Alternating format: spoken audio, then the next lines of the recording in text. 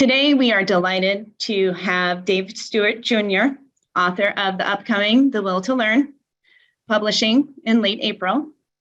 Dave teaches high school in Cedar Springs, Michigan. His blog, davestuartjr.com, is read by over 50,000 educators each month.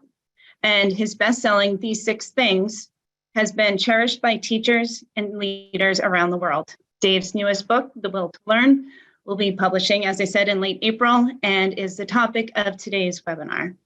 Dave is also an accomplished creator of professional development experiences, having led hundreds of impactful experiences for teachers in every U.S. state and multiple countries abroad. And now I will turn it over to Dave.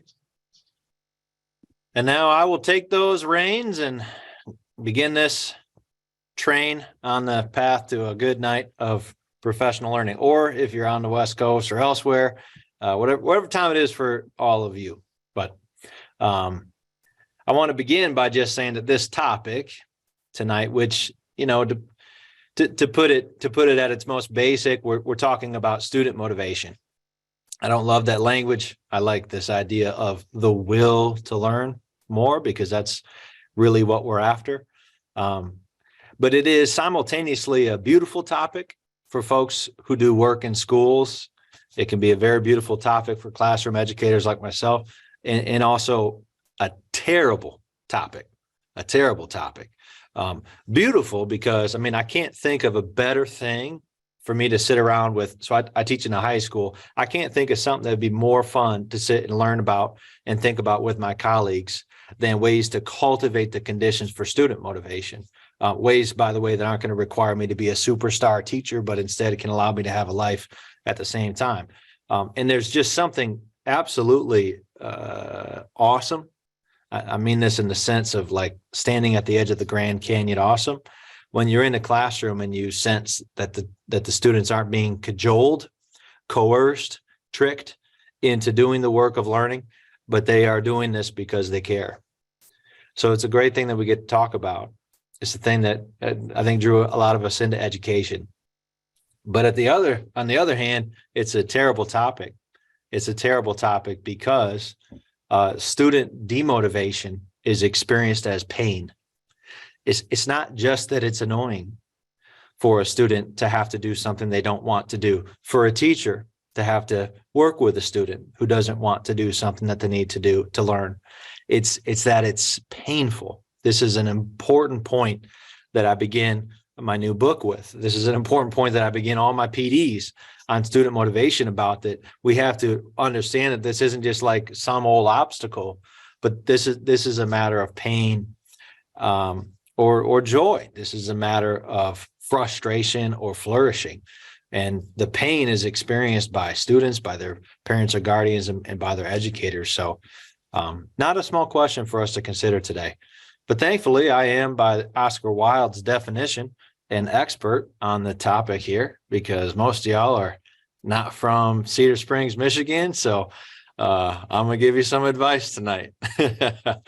I do think that I am, after many years, 12 years or so of writing for teachers and, almost 20 teaching, that I am an expert on a few things. Just because of my obsessive nature with basic questions. So I'm going to give you super brief biographical information that will make my approach to student motivation make more sense. It'll only take 30 seconds. You got to understand that the person on the other end of the screen here, whether you're watching this live or in the recording, is first and foremost grappling with, how do I be a good dad? How do I be a good husband? How do I live a full and flourishing life that includes work? And I'm grateful that it includes work. I'm thankful that I get to be an educator. You don't have to convince me that it's the best job in the world or that it's the hardest, or, it's all the superlatives. It's got everything. But if you're looking at that screen, it's the family side that I think when I'm 80 years old, if I get to live that long, I'll really be sad if I underdelivered on, right? So I'm a both and kind of guy. I don't want to mail it in as a teacher. I don't want to do a poor job by my students, because education's so important, because the time that they spend with me in class is a sacred trust between them, their families, the community, my colleagues, the colleagues who have taught them before me, colleagues who teach them after. It's this sacred time, classroom time. But I want to have a lot left in the tank when I get home, and I don't want to have to be working nonstop. So this is why I've become an expert in a couple of things, because I'm obsessed with how in the world do I maximize the outcomes of my classroom without sacrificing my life on the altar of success. And of course, you can only do that if you think very deeply and long and clearly about what's the heart of our work. So I teach world history and English secondary, but these themes that we'll be talking about today, these tools we'll be talking about, I've seen people from K to 16 take and run with these types of things. And I'm keeping in mind that we've got a diverse audience here from all different types of responsibilities in education. So hope to be a little something in here for everybody. And here's something that's for everybody. Let's begin with a fundamental question. Call this our warm-up question for today's lesson.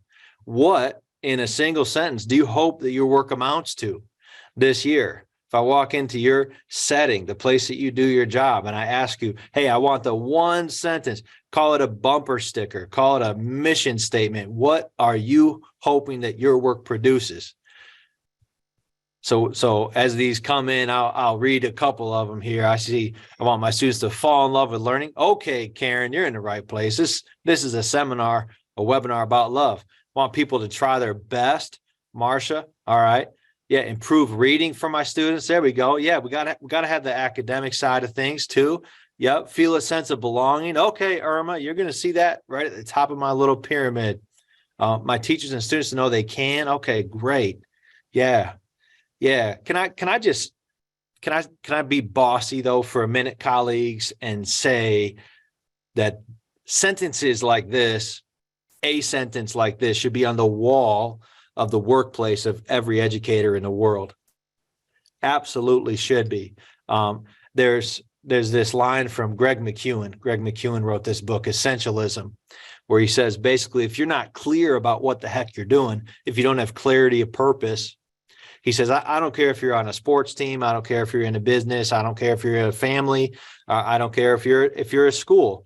If there's not clarity of purpose, if people don't understand what the heck they're trying to do, then they are going to be, in McEwen's language, there's no ambiguity. You're definitely going to be wasting your time on trivial things. You're going to be distracted by the stuff that doesn't matter. And meanwhile, the stuff that's truly important will slip by you every time.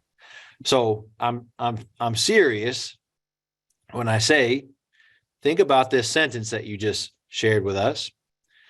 Write that on a little index card or something. Carry that around with you for a couple of weeks. Make little modifications, additions. Try to come up with a sentence that really encapsulates the entirety of what you do, but yet also reduces it down to its essence. And then get that thing on your wall wherever you work. And by the way, it's a tool that, here's mine. I'm all about trying to help students become better thinkers, readers, writers, speakers, and people. And I made that when I taught English. And now they've got me teaching all world history in my school, and I still leave it up there because it's still basically what I'm trying to do. I'm using a different discipline to do it, different things I'm trying to help students to learn in pursuit of this Everest. But this is what I would call my Everest statement. So it's very important for every educator to have an answer to that. I mean, if you're stressed out, if you're feeling burnt out, like step one is reconnect with where are you going? Where did you hope that you would be going? What do you hope that your work is going to amount to? What did you hope when you began in education that your work would amount to? I mean, if you can't wipe some clouds away from the peak and just sit there and gaze at it, then yeah, it's very likely you're going to get frustrated. The problem though with this exercise is that everyone has their own different sentence. I mean, if we scroll through here and look over the last 3 minutes of chats, there's, I don't know, 100 different contributions, all of which are, some look real similar, some look super different. And so we do need, if we're to work well together, we need a kind of an organizing framework, something that gets to the root of why do people send their kids to school? I mean, it's kind of crazy. They're like, people take their flesh and blood, people that they invest tons in, and they send them off to these places for hours a day. I mean, what are they hoping happens? Well, I think that it's pretty universal that people hope that their young people will be more likely to flourish long term as a result of school. I think that's what school is for, is to advance the long-term flourishing of all young people. But critically, school does this by doing a certain thing, by delivering a certain type of outcome. And that outcome is growth in mastery of the domains that are covered in school, arts, disciplines. When I talk about disciplines, you just got to understand, I'll use that language sometimes, but to me, physical education is a massively important and powerful discipline that can be studied very seriously and practiced. I'm not like a reading, writing, arithmetic guy when it comes to school. I believe that everything that's taught in schools is worthwhile. And I always like to tell my students, when they complain, why do we have to learn that? Why we got to learn algebra 2, Mr. Stuart? They're trying to bait me. They're trying, oh, well, that's a world history guy. Why we got to learn algebra 2? And he'll probably start dogging on his colleagues. And I say, students, I'll tell you this. I've never met a single human being in my entire life who mastered algebra 2 and was like, man, I wish I wouldn't have done that. I regret knowing a lot about math. That's really been a damper on my life, being mathematically literate. If only I could go back in time and learn less. Like, nobody is disempowered by growing in mastery of the things that we teach in schools. Nobody. It's, we're not all going to use it the same. I mean, I don't use algebra 2 in my daily life that I know of, but I can tell you what, my algebra 2 teacher blessed me greatly by teaching the heck out of algebra 2 and helping me to grow toward mastery of algebra 2. You know what I'm saying? Yeah, there we go. There's a laugh emoji. All right, you got to catch my dry sense of humor, okay? Because I promise in my head I'll be laughing during a lot of this.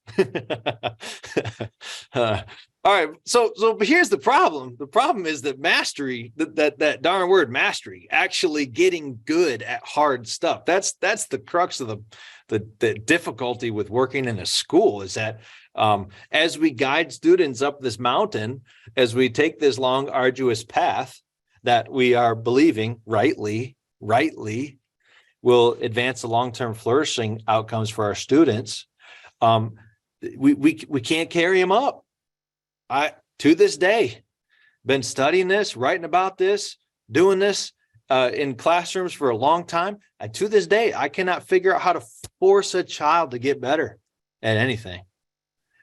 Can't figure it out. I mean, if you have, I'm a little bit afraid of you because I think you're going about it all wrong. No, there is just a couple of ingredients without which you can't grow toward mastery. So, and it's going to be very, very complex here. There's the sarcasm part again. The students have to do work with care. Kindergartners, if they're going to grow, fourth graders, if they're going to grow, college students, if they're going to grow at whatever you're trying to teach them, they do have to do something and do it with care. This is just how the human creature is. This is how we tick, right? My car needs gasoline in it in order to run. Okay. My students, if they're going to grow as writers, they're going to have to do some type of work with writing. Now there's a bunch of types of work that won't get them very far. Okay. And that's actually, that was my first book with Corwin here, who's hosting us. My first book with Corwin was, okay, but what work?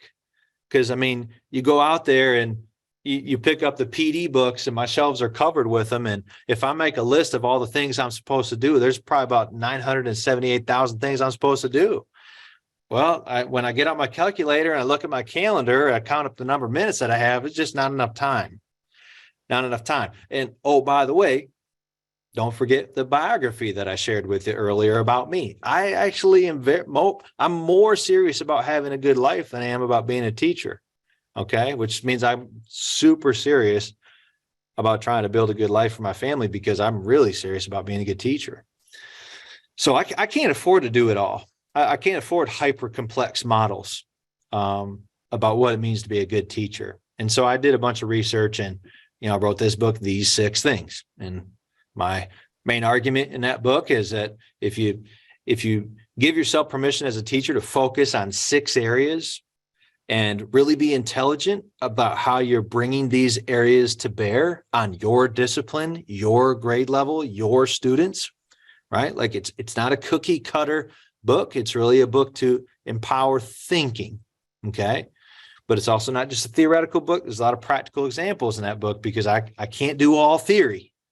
I can do a lot of it. And I think there's a lot of good with practical theory, but at the end of the day, I need a lot of practical examples too. So that's that book, These 6 Things. Okay. But as I was writing that book, there was one section in particular, this key beliefs section, that I had to cut, slice, dice. I had so much more that I wanted to say, so much more that I wanted to explore. And so essentially, as soon as that book came out, I began work on the book that we're here to kind of explore a bit tonight, this book, The Will to Learn. And that book is really aimed at getting students to care. Okay. And I'm going to talk a little bit about this because there's a lot of misconceptions around care. A lot of misconceptions around care. It can get real blamey towards students. It can get real blamey towards teachers. Get blamey toward, like, it can just get crazy blamey. Okay, and that doesn't help us. We're about good news, things that we can influence and do something about. So here's kind of the first insight that I had when I started to think about this topic. How do you get kids to care? As I started to realize that, man, there's a lot of good ideas out there. In fact, there's not a single educator that I've ever met who doesn't know a thing or 2 or 1,000 about what gets kids to care. So please just humor me for 60 seconds and just put in the chat the first thing that comes to your head. What's something that you know in your work as an educator gets students to care a little bit more, to care about the work of learning? Okay, not just do it, but care a little bit more. What's something that you know? And I mean, this is going to be that waterfall thing, I think that they call it. Yeah, and I see the R word popping up real frequently. Interest. By the way, the R word is relationships, but also there's another one, relevance, that comes up a lot. Interest, feeling that they connect to someone. Yeah. So here's the thing. I've gone and I tell you what, colleague, let's see here. I don't want you to get overwhelmed by these slides here, but this is just in my PDs here, there, and everywhere. I ask people these questions, and normally it's not, 1 million people on a webinar, so we can actually talk about some of the examples that people bring up and I can comment on them. But for the sake of our large group tonight, I'm not going to go into depth on what you all have said. But I do just want you to see, like, it's this problem that we all relate to, this student demotivation problem. It's not something that is a problem because we have no idea how to help it. You know what I'm saying? Like, we got a couple, 2, 3 ideas about stuff that works. That is not our issue. That is not what I set out to do when I wrote this book. Give us a bunch of strategies. In fact, the first draft of this book had like 55 strategies in it. And I just remember I was on an airplane going somewhere and I was just like, I'm restarting this whole thing because 55 strategies, that's the last thing that we need, is 55 more doggone things that I'm supposed to do. So come on, Dave Stuart, what the heck you doing, man? 55 strategies. So clarity of purpose. We get back to this again. If we don't have clarity about how student motivation works, then we will waste our time on the trivial many. We will do a lot of things that actually don't influence student motivation that well. We will have a large effort investment in student motivation and a relatively small outcome. So it's going to be a ratio that does not work in our favor. And of course, doesn't work in our students' favor, because I don't know many students who are like, man, I just I just like to watch my teacher work like crazy and burn themselves out and then be really ornery at me every day.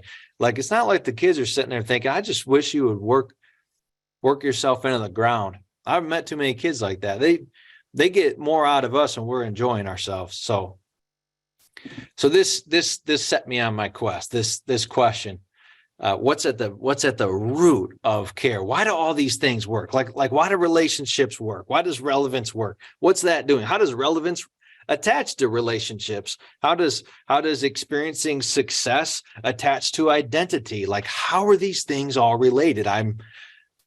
I think that my curse and my blessing is that I'm a very simple-minded man. I can't have all this constellation of stuff in my head disconnected.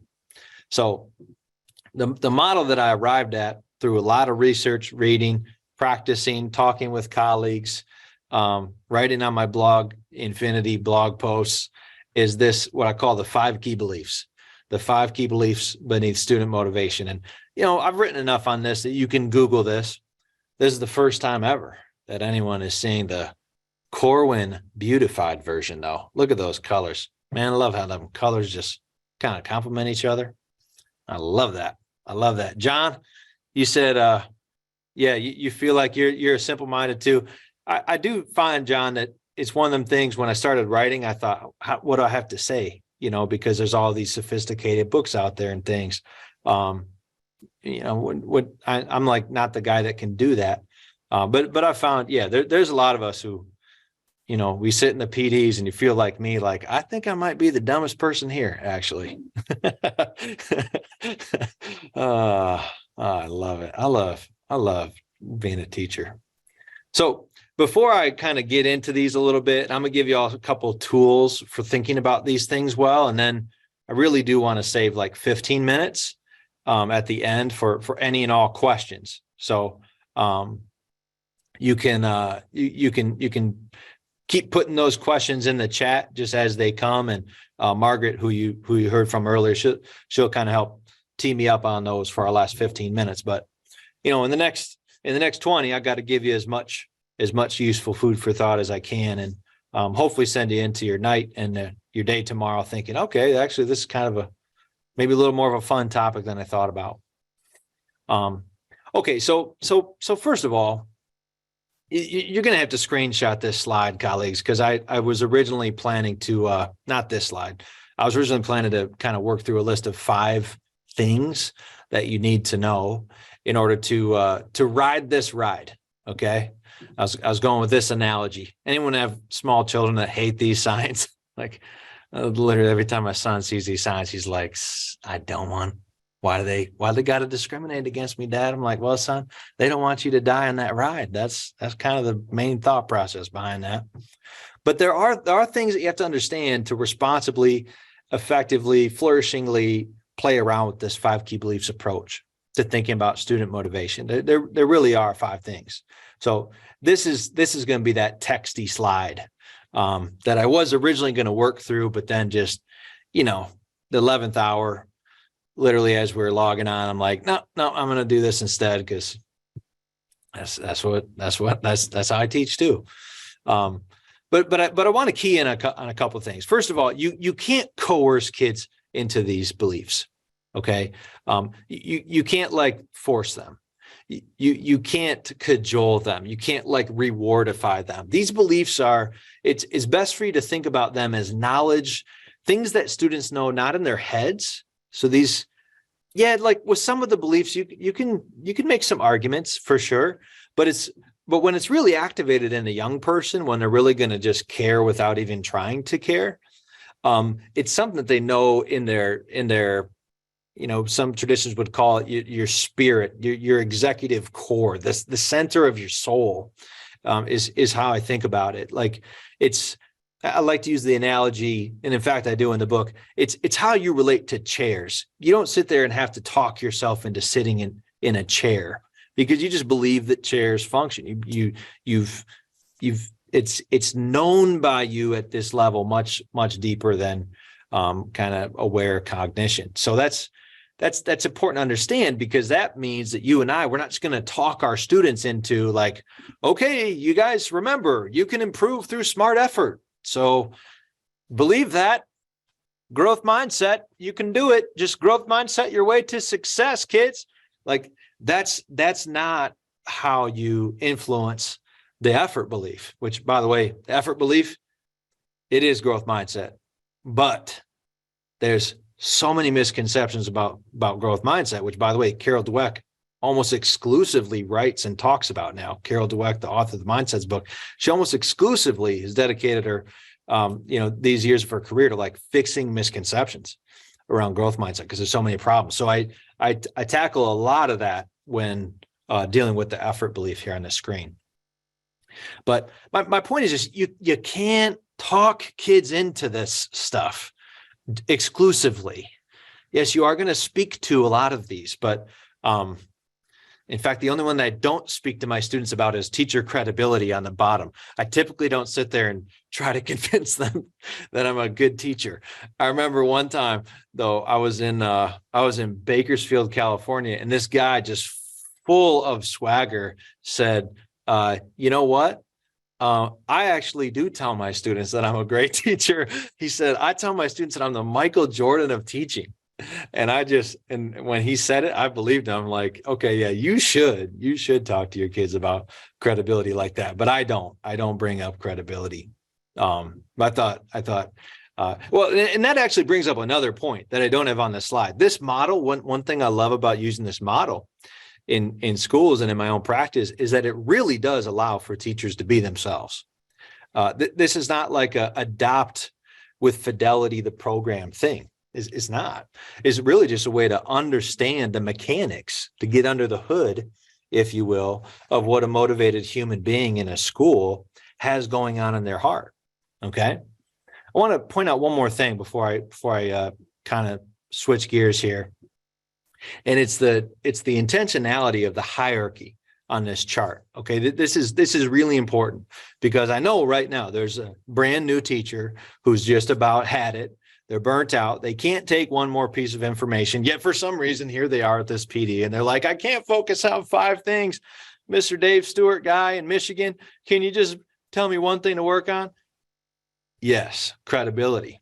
Credibility is on the bottom of this pyramid for a couple of reasons. First of all, if you are not credible with students, it will be very hard for you to influence the rest of the beliefs. It's going to be hard for you to talk about the value of math or phys ed or science with them if they think you're not even a good teacher, like you don't even care about them.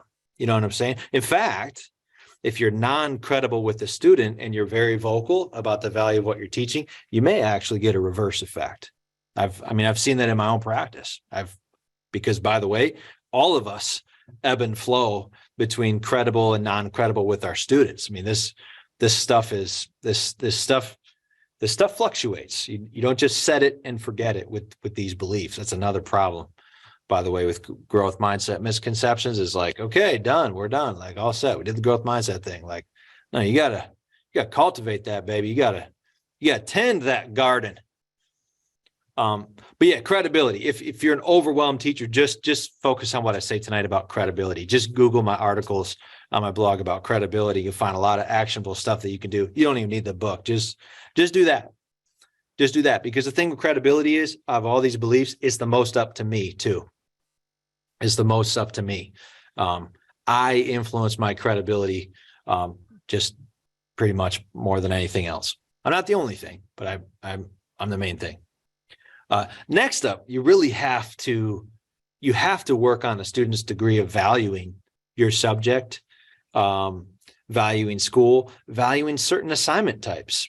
It's not uncommon in the research to see students who are highly motivated during, let's say, the independent reading portion of the English class, and then all of a sudden they're presenting really highly demotivated behaviors when they get to the writing portion. These things are so contextually sensitive that they can actually fluctuate just right in the middle of a lesson. So, and if you're with students right now, you're like, oh yeah, I've seen that. Yep, I've seen kids who are super motivated during this part of the lesson, super demotivated here. So value is like the other one's going to ebb and flow. The thing with value that's difficult is that it's here. I have much less influence because I teach world history, but let's just imagine that I taught physical education. I'm a physical education teacher for ninth graders. Well, when my students first come to me, where are they getting their value or lack of value for physical education? I mean, where are they not? Kind of, but every preceding experience that they've had with physical education is going to influence that. Every experience that they've had with things like body image, athleticism, like all of their experience anywhere touching on physical education is going to influence that initial sense that they have of value. Now, however, in my physical education classroom, trauma, Tracy, exactly, right? There's all these things that are going to factor in when they first come to me. However, this is one of my points on this slide. Don't lose the sight of the fact that these beliefs, like the research is super clear, they are heavily influenced by context. And as the physical education teacher in that classroom, I'm kind of the master of that context. I'm the chief influencer. Let's put it that way. I'm the chief influencer. So I think that and by the way, TA, I'm gonna hit that idea of good teacher real quick here. That's a great question. I just happened to see it in the corner of my eye. Hold that. Put a pin in that. That's part of our guaranteed content before we get to Q&A. Great question, by the way. So I just want y'all to focus on what I have highlighted here for just our last few seconds, because this if you look at this long enough, think about this long enough, and realize the research is overwhelmingly clear that the influencer of the space, the weather creator of the classroom, Mary, that's right, that they they're the chief influencer of these beliefs. And I find that to be true. I find that to be true in my practice. I find that to be true when talking to other educators, watching other classrooms. There's just no way to get around the fact that teachers have a big influence on these things. But please hear me. If you have demotivated students, you're not the only influence, right? This is like central to my work. You have to hold the tension of, if it is to be, it's up to me. And also, there's a boatload of stuff I do not control. Both of those are true. And so you have to live in the space of this is how I can go home at the end of the day and just rest well and not worry about my job. Took a lot of years to get there, but it's research like this that helps me to do that because it's not all up to me. I'm just a teacher.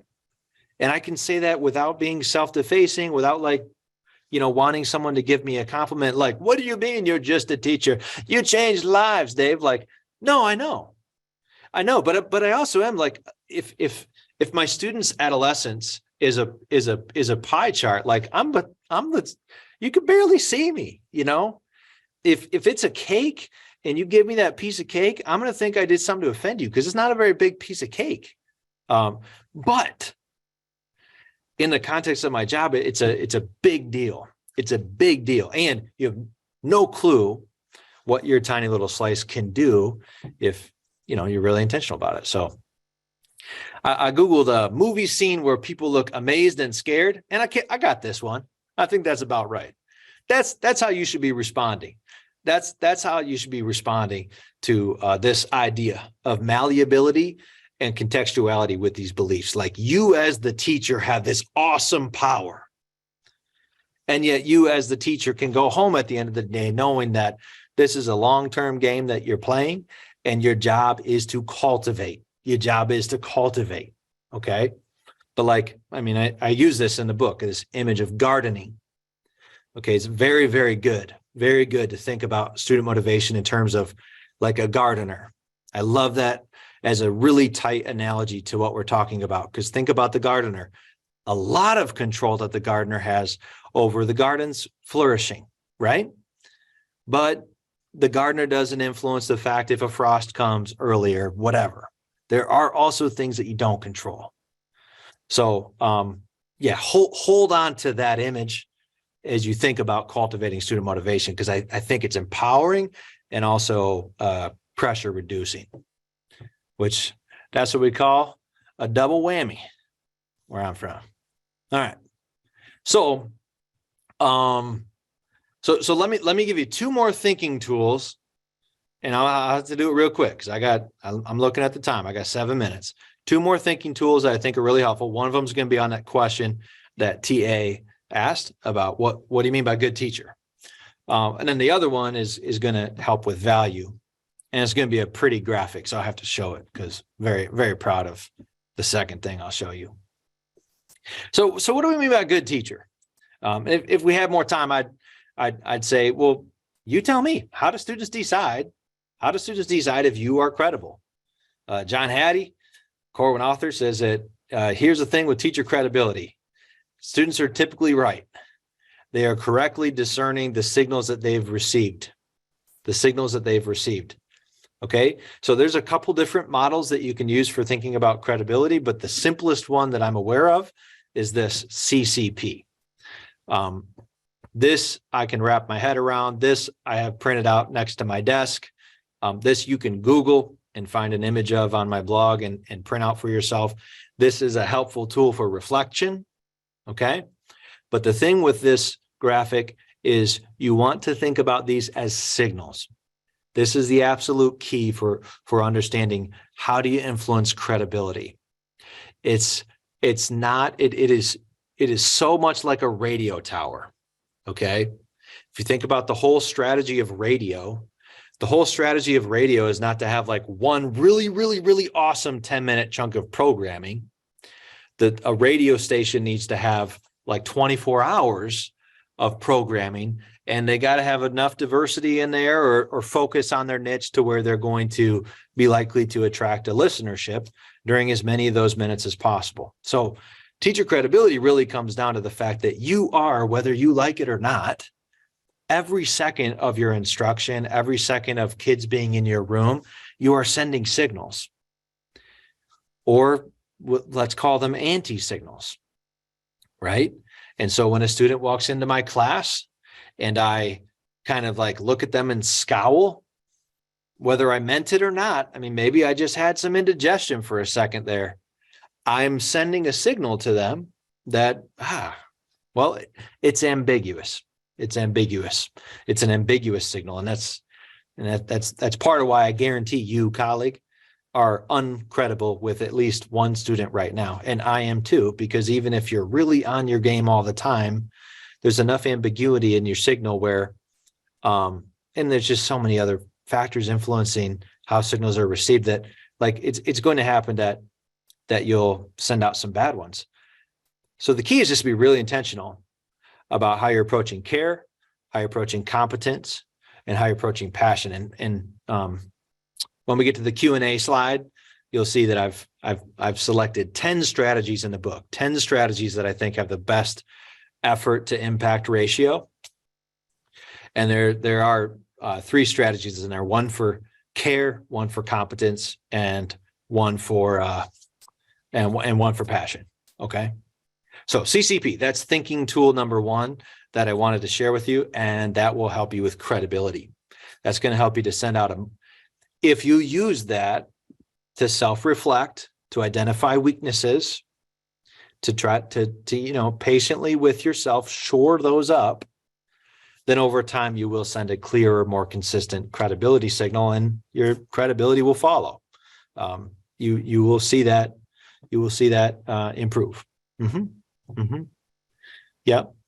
And if as I'm talking about anti-credibility, you're like, oh shoot, I've got a kid that I'm not credible with, I just need you to say, yeah, you and every other teacher in the world. So what makes a difference is if we approach that student and just have a simple conversation like, hey, is everything all right? Like I just noticed lately that you've, I can't really tell, but I want to make sure that are you comfortable in class? Is there anything that I've done to maybe offend you? Because that I take that really seriously. My goal is to help you to grow. And if you're needlessly uncomfortable because of something I'm doing, please, I would love it if you tell me. Like those little moves, brief conversations can do a lot of repair quickly. Okay, second thinking tool is going to be for value. Unfortunately, but also fortunately, I think we can look at this as good news.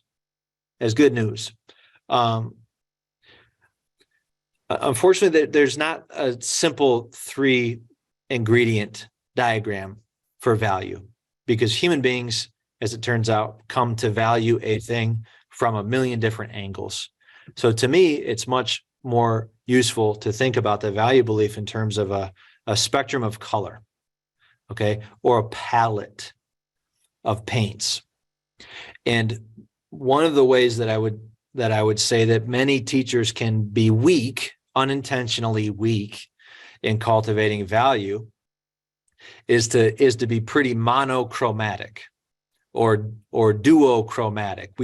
We tend to paint with only a couple of colors, okay?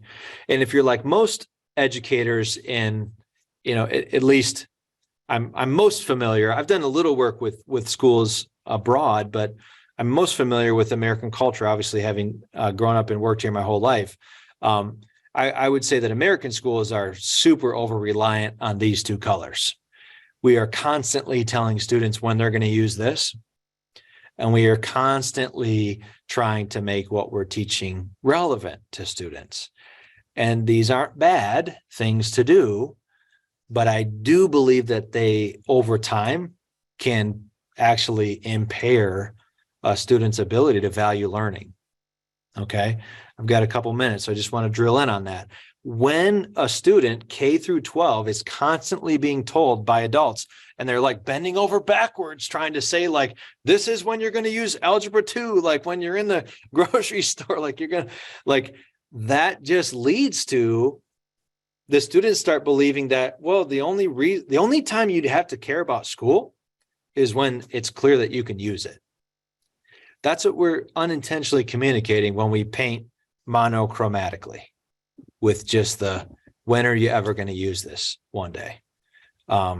This is such an important point, colleagues, because if you're teaching students who are older, especially, you have to empathize with the fact that they very likely, despite they could have a string of the best teachers ever, but very likely they have received an imbalanced amount of messaging about the utility of what they're learning. And so they're just like, there's going to be some ground you're going to have to make up. What I tell people is, if you have to be unbalanced down here.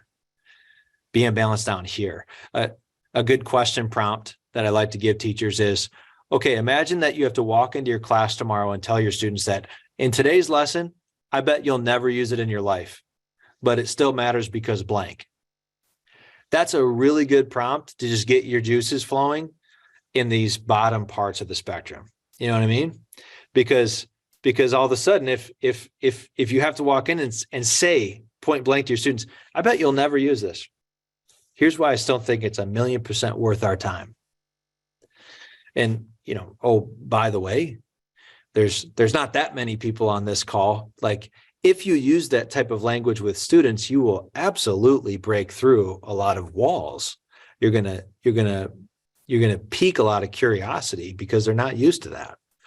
They're not used to people saying, like, well, here's why this math lesson matters, because math is beautiful. Here's why this science lesson matters, because we are just going to pursue these questions. Not all of them are going to have total answers, and we're going to sit right in that tension and just marvel at how much yet there is to explore and learn about the universe that we live in. So paint with the full palette.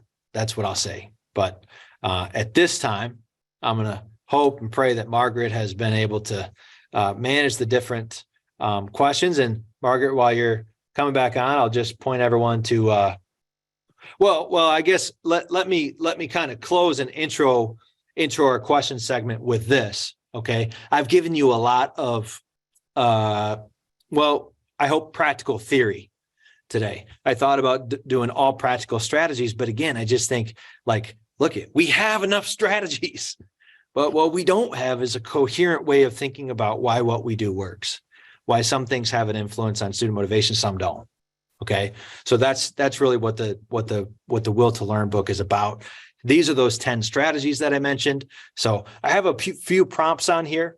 If you don't have a question or anything, maybe look at these and they'll prompt a question for you. This is, by the way, the table of contents of the book. This is how it's organized. So I work through each belief in order of, bottom to top of the pyramid. And then I give those 10 strategies as we uncover them. So I'm pretty geeked about actually the way the book's organized. I think it's sweet. I always like the things in my book that hurt the most to come up with. And this organizing it this way was painful. Like I said, I threw out the whole first draft. I chucked it because I had too much strategies in it. It's just a mess. So, Margaret, if you got some great questions, Yep, we have a few here. Also a reminder, if you have any questions for Dave, to add them to the chat. And if we have time, we will get to them. But earlier in the webinar, Kimberly actually asked, could you please elaborate on meaningful praise? Oh, yeah. So that was from a slide, I think, where I just took the ideas of teachers and just copied and pasted them on. But I'll tell you where meaningful praise would work in this. So like a common misapplication of growth mindset is that if you praise effort, like good to go. Never praise ability, always praise effort. And there you go. Growth mindset installed, walk away, drop the mic, like this kid's motivated forever. One of the things that Carol Dweck says is like, you should never praise failed effort. Like you should never say to a kid, hey, all that matters is that you tried. Because kids are very intelligent and they're just comparing that, whether consciously or not, they're comparing that to the rest of the world that they observe. And it starts to give them the impression like school is a bizarro land. Like in school, all that matters is that you try, but it didn't really feel good to try and fail. It felt actually kind of bad. But my teacher's telling me like, no, you're feeling it wrong. That was good. So I think it's deeply disorienting to give praise unintelligently. And that's not honest. So the thing to do in that situation, and we have, I think in strategy 9, unpack outcomes, good or bad. That's where I really get into the nitty gritty of, so what do you do with a student who tried really hard, but failed? And basically that's a very ripe moment for influencing the effort belief, because you gotta tell that student that you respect the heck out of their effort and you admire it, and that it's so painful when you try hard and it doesn't go well, and you empathize with that. And so this is one of the few times when I will offer up a student to, hey, come on in during lunch after school. Like, I want to work with your schedule and I want to sit down with you and I want to talk to you about what you did. So you said you studied for 5 hours. I want to talk to you about exactly what did you do when you were studying. And I'm going to give you 1 to 3 little pointers for what to try next time. Make that effort more likely to pay off. So that touches a little bit on the meaningful praise.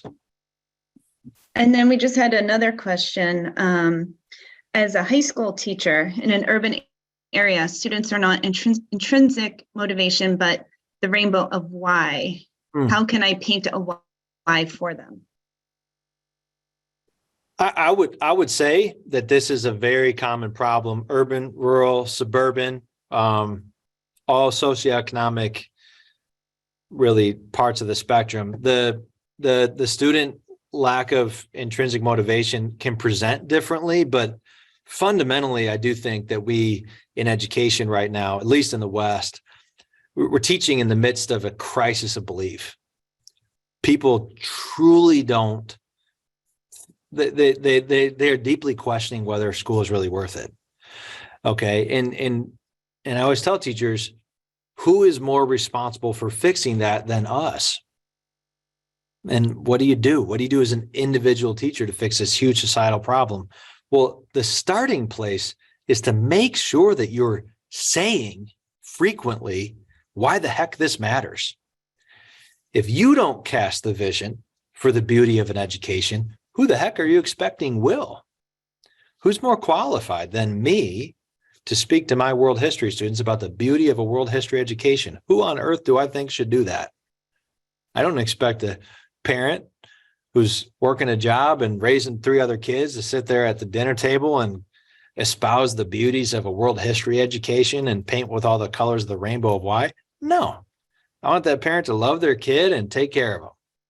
I will message the value of world history. That's one of the things that I am privileged to get to do. So to answer the person's question, even if you have to set a reminder on your phone, set a little alarm on your phone, but just like every day you should be letting rip a little 30-second, keep it short, just a little 30-second.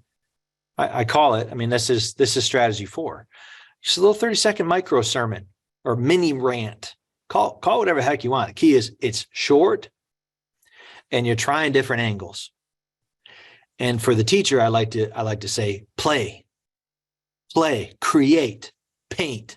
This can feel very chore-like and hopeless, but I promise that there's a way, even with super apathetic students, to become so convinced of the goodness of what you have on tap that even in the face of pervasive apathy, you can say, love you guys, but you're so wrong. This is really good stuff. This is really good stuff. Just hang with me today in this lesson, but here's one reason why I think what we study is so important. And then we have, I think this will probably be our last question that we can get to in the webinar, but what role does teacher apathy play in the student apathy problem? Or do you agree that teacher apathy is part of the student apathy problem?